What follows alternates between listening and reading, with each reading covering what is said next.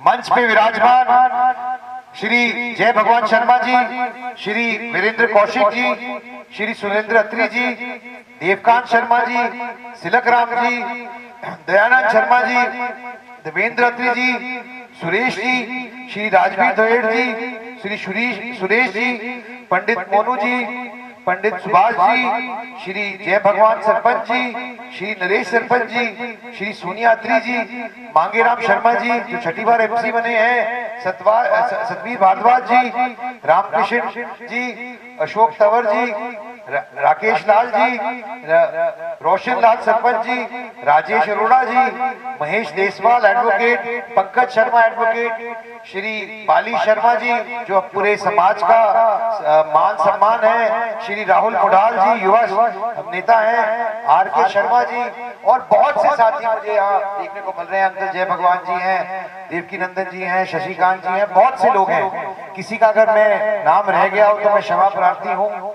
क्योंकि आप लोग बहुत देर से इंतजार कर रहे हैं। मैं आपसे उसके लिए क्षमा चाहता हूं कि आप लोगों को इतनी छोटी सी कॉल पर आप सब एकत्रित हुए और आपको इंतजार करना पड़ा, लेकिन समय का अभाव है और प्रयास ये है कि ज्यादा से ज्यादा लोगों तक पहुंच सके, अपने लोगों तक जा सके, अपनी बात रख सके और उन तक ये न्योता पहुंचा सके।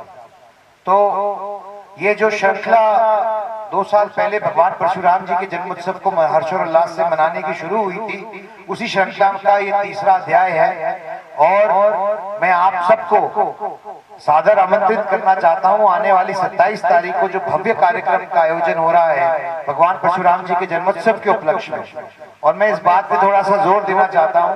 हम कभी कभी बात करते हुए जल्दी में जयंती बोल जाते हैं, ये जन्मोत्सव का कार्यक्रम है, जयंती का कार्यक्रम नहीं है। तो मैं आप सबसे निवेदन करता हूं कि इस बात का ध्यान रखें कि जन्मोत्सव का कार्यक्रम बहुत हर्ष और उल्लास से मनाया जाता है और जो भगवान परशुराम जी की शिक्षा है, जो उनके जीवन का सार है, जो उनकी सीख है, जो उनकी प्रेरणा है, उसको बढ़ाने के लिए, उसका प्रचार प्रसार करने के लिए, उसको अगली पीढ़ी तक पहुंचाने के लिए, उसकी पैरोकारी करने के लिए ये बहुत ही महत्वपूर्ण कार्यक्रम है। क्योंकि भगवान परशुराम जी सिर्फ किसी एक समाज के या एक बिरादरी के भगवान नहीं है। भगवान किसी एक समाज का या एक बिरादरी का नहीं होता है, 36 बिरादरी के होते हैं।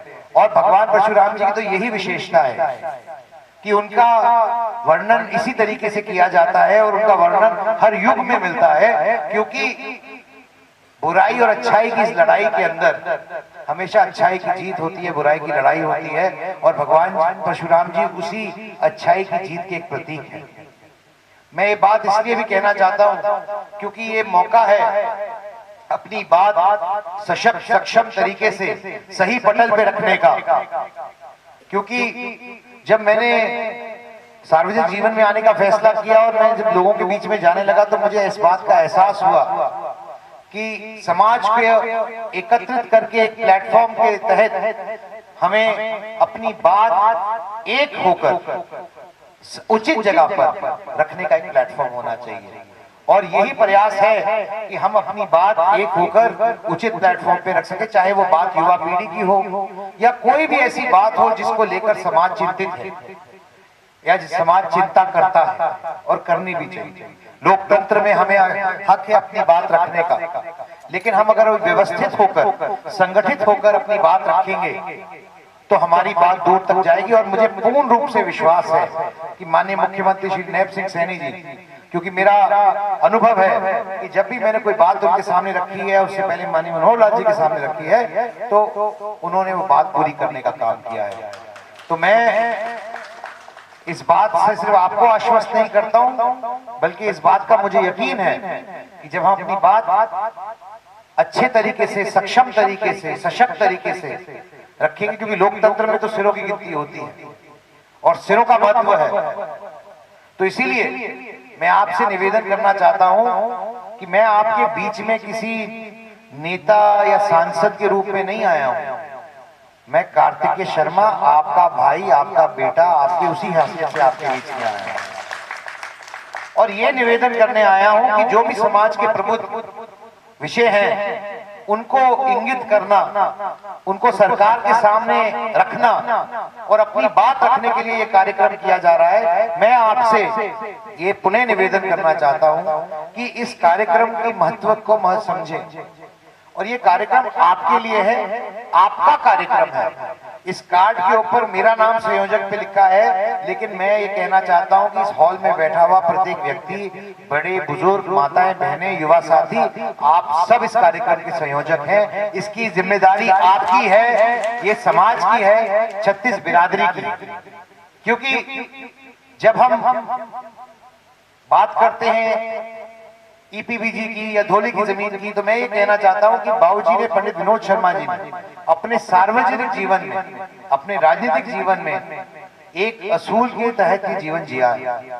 और मैं आपको आश्वस्त करके जाता हूं, मैं उनका बेटा हूं, उन्हीं के दिखाए हुए रास्ते पे चल रहा हूं, उन्हीं के मार्गदर्शन पे चल रहा हूं। और मेरी कोशिश रहेगी कि जितनी भगवान ने ताकत दी है उससे बढ़ चढ़कर आपकी मदद कर सकूं, आपके काम आ सकूं। देखिए, मुझे भिवानी से चुनाव तो नहीं लड़ना, लेकिन हाँ, भिवानी का एक विशेष स्थान, विशेष प्यार बाबूजी विनोद शर्मा जी के साथ भी था। और जब भी मैं आया हूं, आपने उसी तरीके का प्यार और आशीर्वाद देने का काम किया है। और मैं आपको आश्वस्त करके जाता हूं कि सार्वजनिक जीवन में जब तक हूं, राजनीतिक जीवन में जब तक हूं, और अभी 30-40 साल हूं, तो आप इस बात से आश्वस्त रहिएगा कि मैं आपका एक और बेटा और भाई ही है, जो हमेशा तत्पर रहेगा आपके लिए काम करने के लिए, इसी आपके काम आ सकूं। तो बस इतना ही निवेदन करना चाहता हूं कि 27 तारीख को ज्यादा से ज्यादा संख्या में आप लोग इस कार्यक्रम में आइए, ताकि इस कार्यक्रम को हम सफल बना सकें। और जो भी हमारी बातें हैं, समाज की अन्य बातें हैं, उसको हम पटल पे रख सकें। क्योंकि ये कुछ चीजें हैं जो जिंदगी में कर्म से मिलती हैं, और उसका रास्ता भी कर्म से ही होके जाता है, कर्म के रास्ते से। मैं आपको एक उदाहरण देना चाहता हूं। महाभारत के अंदर जब भगवान श्री कृष्ण अर्जुन को समझा रहे थे कि उनको क्या करना है, अर्जुन भयभीत थे कि उनको अपने परिवारजनों से लड़ाई लड़नी है और इतनी विशाल सेना है, क्या होगा। तो भगवान श्री कृष्ण जी के पास कोई रास्ता नहीं था। उन्होंने अपना विराट रूप धारा और इस बात का एहसास दिलाया अर्जुन जी को कि मैं भगवान उनके साथ हूं। तो उन्होंने भगवान श्री कृष्ण से पूछा कि भगवान, जब आप मेरे साथ हो और सब कुछ तय है कि क्या होना है, तो क्यों ना चुटकी बजा दीजिए और मेरे गद्दी पे बिठा दीजिए, क्यों ये सब करें और ये सब होए। तो भगवान श्री कृष्ण जी ने कहा कि तय तो है, लेकिन मिलेगा कर्म के रास्ते से। तो हमारा जो कर्म है, हमें भी कर्म के रास्ते से मिलेगा, जो हम कर्म करेंगे। तो मैं आपको यही निवेदन करना चाहता हूं कि हम ब्राह्मण भी अपने कर्म के रास्ते से बनते हैं, और ये कार्यक्रम भी हम अपने कर्म के रास्ते से पूरा करेंगे, ताकि हम अपनी बात सही जगह रख सके। और मुझे विश्वास है कि जैसे मैंने जब 13 बार डिमांडें रखी थी माननीय मनोहर लाल जी की, जब मुख्यमंत्री थे उनके सामने करनाल में 2022 में, तो 11 डिमांड तो उन्होंने वहीं से स्टेज से मानने का काम किया और कार्यान्वित करने का काम किया। तो जब तक हम अपनी बात नहीं कहेंगे, हमारी बात नहीं सुनी जाएगी। इसीलिए मैं कहना चाहता हूं, और मैं धन्यवाद करना चाहता हूं माननीय श्री नरेंद्र मोदी जी का, भारतीय जनता पार्टी का, कि उन्होंने एक नया कीर्तिमान स्थापित किया हरियाणा में।